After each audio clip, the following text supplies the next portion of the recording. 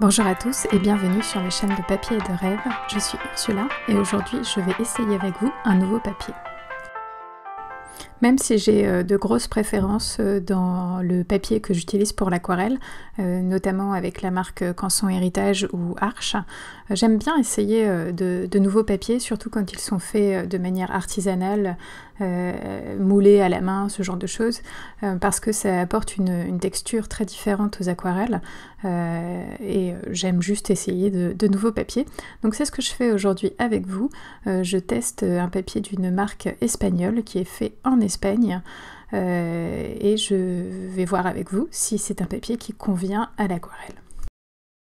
Donc ce papier que j'utilise aujourd'hui est un papier de la marque Mera, qui est donc une marque espagnole fabriquée en Espagne, et il a la particularité d'être fait avec du lin, donc c'est plutôt de la cellulose plutôt que du coton, et vous savez que je préfère largement les papiers en coton, mais je dois dire que je n'ai pas eu du tout cette sensation de peindre sur du papier cellulose basique. Il a vraiment une texture qui s'approche énormément du coton, et du coup il est très très agréable à peindre dessus. Et surtout il a une texture absolument formidable, très épaisse, très rugueuse, et surtout sans aucun motif dans la texture, puisqu'elle est totalement aléatoire. Donc dans ce premier essai avec ce papier, puisque ce que vous voyez là sur la vidéo, c'est vraiment la première fois où j'ai peint sur ce papier, je n'ai pas du tout essayé avant pour voir ce que ça donnait. C'est mon premier jet pour que vous voyez vraiment ce que je fais lorsque je teste un nouveau papier. C'est-à-dire que j'utilise de l'eau, j'essaye de faire des marques avec mon pinceau d'abord, puis de flouter pour voir comment les choses se passent, comment la peinture bouge, comment l'eau bouge sur le papier. Et je dois dire que cette fois-ci, ça ne bouge pas énormément. Je vois bien que quand je fais une trace, elle reste en place et elle se diffuse un peu, bien sûr, mais pas beaucoup, vraiment pas beaucoup. J'avais dans l'idée de réaliser des fleurs des champs à l'aquarelle, donc j'ai préparé cet arrière-plan avec du ciel bleu, une partie de végétation et quelques endroits blancs pour mettre en place des fleurs dans une seconde couche. Et à ce moment-là de mon aquarelle, je trouve que le papier se tient très très bien. J'ai oublié d'ailleurs de préciser que c'est un papier en 600 grammes par mètre carré, donc il a un grammage double de ce que j'utilise d'habitude. Donc je n'ai pas du tout besoin de le fixer à un support, puisque il est tellement épais qu'il ne va pas du tout gondoler. Ce qui est plutôt une bonne chose en fait. Mais donc à ce moment-là dans ma peinture, je suis assez contente de ce qui se passe. Je trouve que c'est intéressant, les textures sont belles et du coup je suis assez contente. Mais vous allez voir par la suite que mon avis va changer. Et pour un dernier petit essai, je vais aussi mettre du film alimentaire pour voir un petit peu ce qui se passe quand on essaye de créer une texture particulière sur ce papier. Et donc ma première couche s'arrête là et je vais laisser sécher toute cette couche bien à fond avant de commencer une deuxième couche. Surtout avec le film alimentaire, il faut bien laisser sécher puisque ça double le temps de séchage au minimum.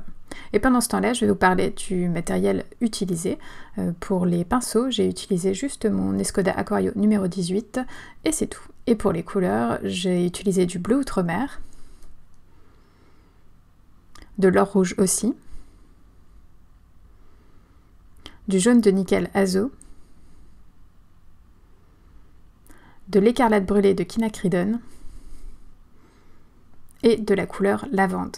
Et comme je le disais précédemment, mon papier est un papier artisanal de la marque Mera. Alors maintenant, mon papier a totalement séché de ma première couche et je peux commencer à entamer une deuxième couche. D'abord, le premier test que je fais, c'est de voir si je peux réactiver la peinture et adoucir certains contours ou enlever carrément de la couleur une fois sèche. Et la réponse est non, pas du tout. Je pense que les pigments ont pénétré un petit peu trop profondément dans le papier et du coup je ne peux absolument pas adoucir ce qui est déjà présent sans abîmer le papier. Et comme vous pouvez le voir, mes couleurs ont largement diminué en saturation.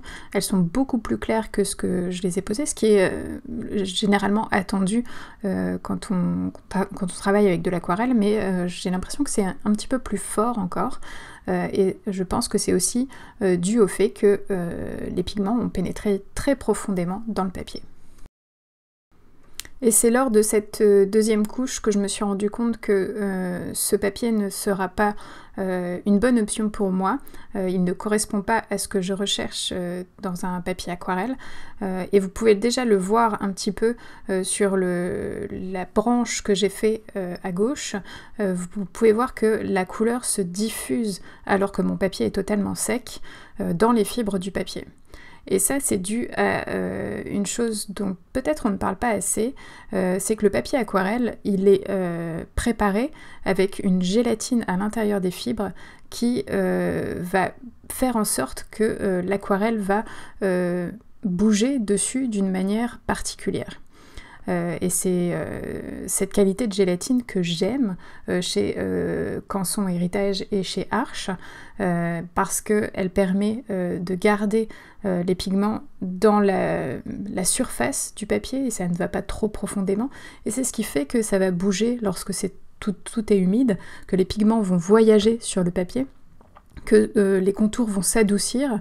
C'est grâce à cette gélatine, cet apprêt qui est présent dans le papier.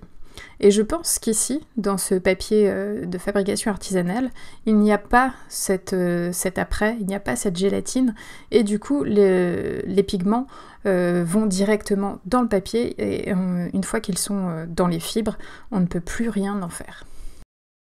Alors attention, je ne dis pas que c'est un mauvais papier parce qu'il a vraiment une texture magnifique, il a un toucher très intéressant, j'aime beaucoup toucher les papiers et c'est un peu une de mes secondes passions et vraiment il est magnifique ce papier, mais il ne correspond pas du tout à ma façon de faire de l'aquarelle qui est une façon très expressive avec des couleurs qui bougent beaucoup et où je m'amuse à faire voyager ces couleurs, à les adoucir. Ça ne correspond pas du tout à ce que je fais en fait. Mais ça peut être totalement un bon papier pour quelqu'un d'autre. Je ne sais pas forcément quel style pourrait s'adapter le plus à ce papier, mais il a vraiment une texture formidable. Et à ce moment, dans ma peinture, je me suis rendu compte que je n'arriverais pas du tout à faire ce que je veux avec ce papier, donc je me suis dit, on va se lâcher, je vais faire absolument tout ce qui me passe par la tête, je vais rajouter de l'eau, je vais rajouter des couleurs, on va essayer juste d'ajouter pour voir si ça marche. J'ai même essayé de faire des auréoles en intégrant de l'eau à certains endroits et ça ne marche absolument pas. Comme je le disais, une fois que les pigments sont dans le papier, on ne peut plus rien en faire, ça ne bouge pas. Vous voyez, je mets de l'eau par-dessus et généralement ça délave totalement ce que je fais et là ça ne marche pas du tout, les couleurs restent bien en place. C'est un papier qui est décrit par la marque comme étant possible d'utiliser avec l'aquarelle, la gouache, l'acrylique. Et ça aurait dû peut-être me mettre la puce à l'oreille parce que généralement ce genre de papier n'est pas l'idéal pour ma technique d'aquarelle.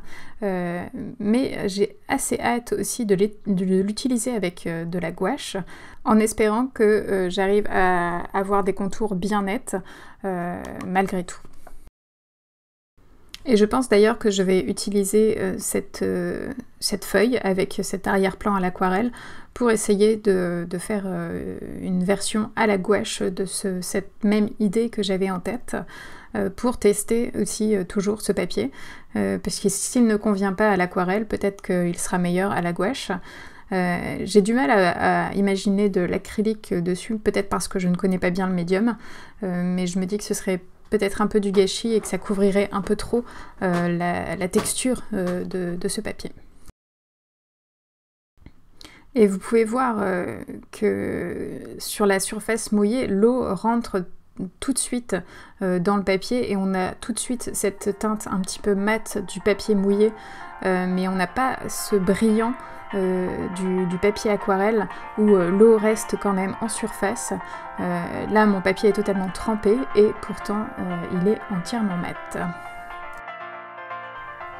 Et cette vidéo est à présent terminée, merci de l'avoir regardée jusqu'au bout et j'espère qu'elle vous a plu. N'hésitez pas à aller jeter un coup d'œil sur le blog pour plus d'informations et dites-moi ce que vous en pensez dans les commentaires. À bientôt.